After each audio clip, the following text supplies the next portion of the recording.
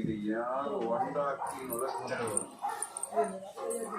സ്റ്റാമ്പില്ല, അതുകൊണ്ട് വാല്യൂ ഇരിക്കി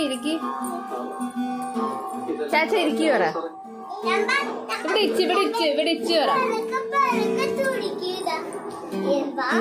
നമുക്കൊരു വാല്യൂ ഉണ്ടെങ്കിൽ ഇച്ചൻ പറ. അതർ പേഴ്സന്റെ വാല്യൂ എന്തെന്ന് അറിയില്ല. എത്ര കുറവുണ്ടെന്ന് പറയാം.